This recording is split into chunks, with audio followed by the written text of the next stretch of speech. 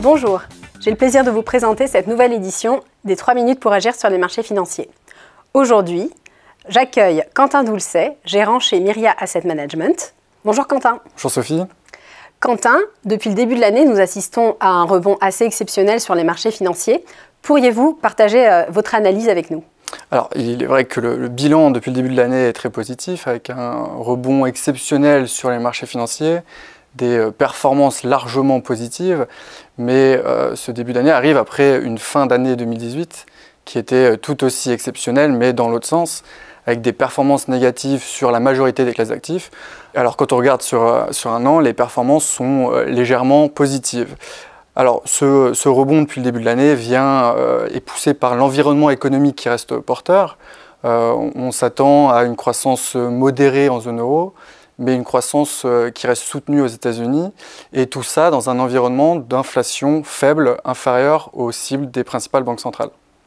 Donc nous comprenons que l'environnement reste globalement favorable. Malgré tout, on assiste de temps à autre à des petites secousses. Est-ce qu'il y a des points d'attention particuliers que vous regardez? Alors bien sûr qu'il y a des points d'attention. L'environnement, tout n'est pas rose. On a notamment un environnement porteur, mais qui a ralenti par rapport à ce qu'on a pu connaître durant l'année 2017. Mais les taux de croissance ont ralenti sur des niveaux plus soutenables.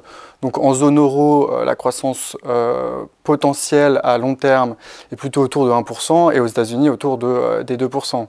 Il y a des inquiétudes d'ordre politique. On l'a vu à la fin de l'année 2018 que les marchés financiers étaient très dépendants de la politique de la Réserve fédérale américaine.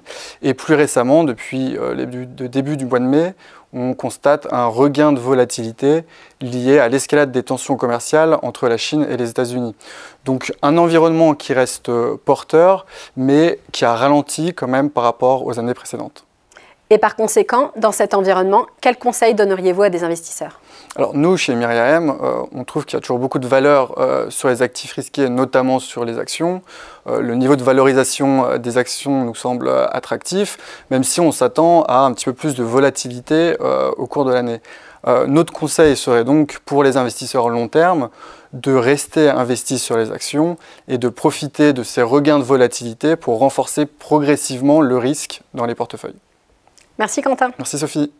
Un environnement qui reste porteur et des opportunités toujours nombreuses sur les actifs risqués, c'est ce que nous retiendrons de ces 3 minutes pour agir sur les marchés financiers. Je vous remercie et à très bientôt pour un nouveau numéro.